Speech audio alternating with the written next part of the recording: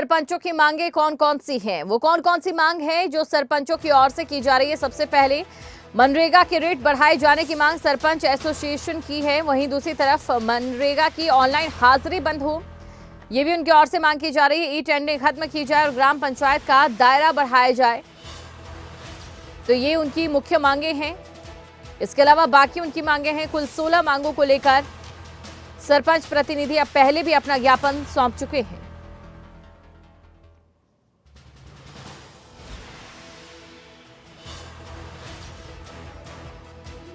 तो देखिए, ये उनकी मांगे हैं।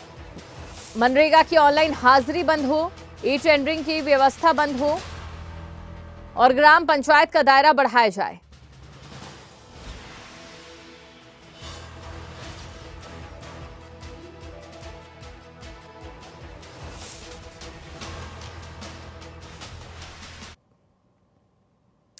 तो आज सरकार से फिर सरपंच के प्रतिनिधियों की मुलाकात हो सकती है और इसी खबर पर अधिक जानकारी के साथ हमारी संवाददाता हरसिमरत हमारे साथ जुड़ चुकी हैं। तो चलिए सीधा हरसिमरत के पास चलते हैं और उनसे जानने की कोशिश करते हैं। हरसिमरत, देखिए, जानना चाहेंगे आपसे कि इस समय क्या कुछ हलचल वहां पर एमएलए हॉस्टल में देखी जा रही है?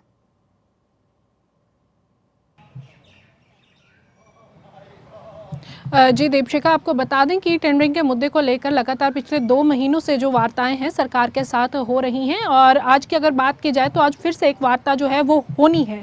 तो उससे पहले जो सरपंच हैं वो एमएलए हॉस्टल हरियाणा में इकट्ठे हुए हैं और यहाँ पर लगातार मीटिंगों का दौर जारी है। हालांकि ऑफिशियल मीटिंग्स नहीं है, नॉन ऑफिशियल मीटिंग्स हैं। पहले जो सरपंच यहाँ पर पहुंचे हैं उनके द्वारा आपस में मीटिंग हुई है और अगर बात की जाए तो अभी तक 2 राउंड नॉन ऑफिशियल मीटिंग्स के ये हो चुके हैं। पहला जो राउंड रहा है वो जो ओएसडी हैं मुख्यमंत्री हरियाणा के तरुण भंडारी के साथ जो अभी तक बातचीत है पहले वो हुई है। उनके जाने के बाद जो दूसरी मीटिंग है वो आईपीएस अधिकारी ओपी नरवाल के साथ जो है वो हुई है। वो अभी हाल ही में यहाँ से निकले हैं तो उनके साथ बातचीत जो है वो चल रही है। जाहिर तौर पर जब इनसे बात हो गई है तो इसके बाद की जो अगली रणनीति रहने वाली है वो मुख्यमंत्री से मुलाकात की रहने वाली है, क्योंकि लगातार जो सरपंच है वो अड़े हुए हैं कि वो सिवाय मुख्यमंत्री से किसी और के साथ बातचीत नहीं करेंगे। जी दीपशिखा। बिल्कुल। तो देखिए, अपनी मांगों को लेकर यहाँ पर सरपंच अड़ चुके हैं और साथ ही उन्होंने ये भी कह दिया है कि मुख्यमंत्री के सिवा वो बातचीत नहीं करेंगे। लेकिन कितने आसार आज नजर आ रहे हैं कि बातचीत के जरिए बात बन जाए?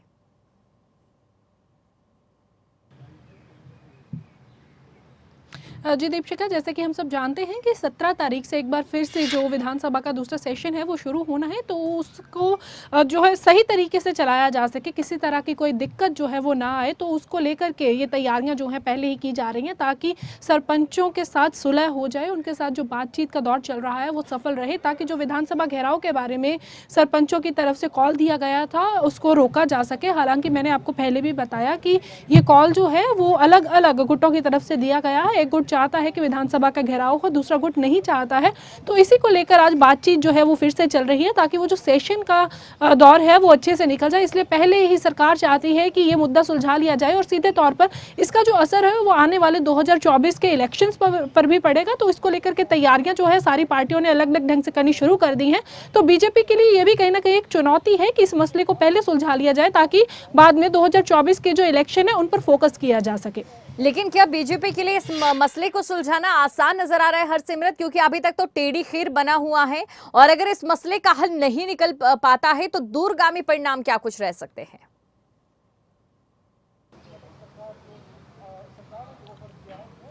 जी बात की जाए अगर इस प्रॉब्लम की तो जाहिर तौर पर देखा जा रहा है कि सरपंचों को सरकार का नया फैसला जो है वो पसंद नहीं आया है, वो टेंडरिंग के खिलाफ है। लगातार इसको लेकर के बातचीतों का जो दौर है वो पहले भी चला है और ये अब तक जारी है। तो जहां पर सरकार समझाने का प्रयास कर रही है, वहीं जो सरपंच है वो चाहते हैं कि जैसे पुराने तरीके से काम चलता था वैसे ही चला जाए। तो बीच में कहीं ना कहीं जो ये वार्ताएं हैं वो हो रही हैं और एक हल जो है वो निकालने की कोशिश की जाएगी। जहां तक बात रही सरकार की, तो सरकार इसको अपने लेवल पर सुलझाने की कोशिश कर रही है। कहीं ना कहीं एक मिड पॉइंट लाकर उसको सुलझाने का प्रयास किया जा रहा है ताकि कुछ जो बातें हैं वो सरकार की मान ली जाए, कुछ सरपंचों की मान ली जाए। हालांकि ये मसला कहां तक जाएगा, किसकी ज्यादा मानी जाएगी या दोनों एक पॉइंट पर सहमत होंगे या फिर नहीं, तो इसको देखने वाली बात होगी। हालांकि अगर आज की बात की जाए तो ये पॉजिटिव मीटिंग बताई जा रही है कि आज जब सीएम के साथ मुलाकात होगी शायद उसके बाद जो इस फैसले का हल निकल आएगा।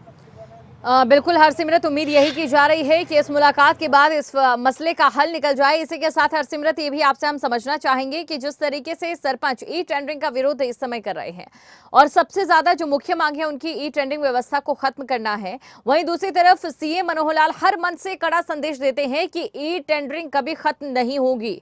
तो क्या ऐसे में ये मसला और आगे जाएगा?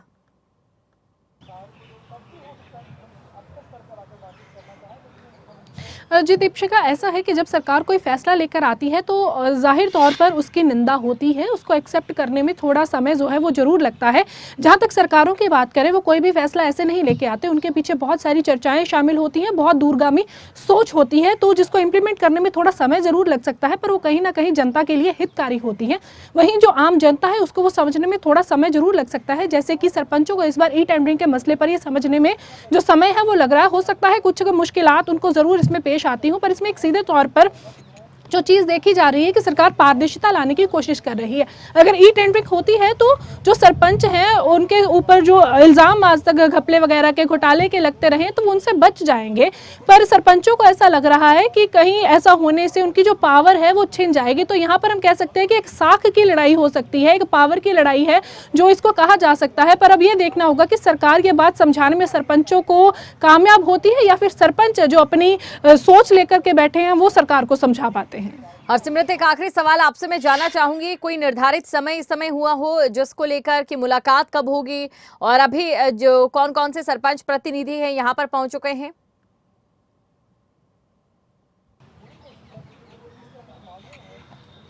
जी आपको बता दें कि 25 सरपंच प्रतिनिधियों का जो दल है वो बैठक कर रहा है, उनकी आपस में बैठक हुई है। और जैसे कि मैंने आपको बताया कि नॉन ऑफिशियल मीटिंग जो है वो तरुण भंडारी के साथ हुई है और उसके अलावा ओपी नरवाल के साथ भी हुई है और आगे जो उनका विचार मंथन है आपस में चल रहा है। 25 प्रतिनिधियों की ये टीम रहेगी जो कि आपस में भी बातचीत करेगी और नॉन ऑफिशियल्स के साथ भी बातचीत कर रही है।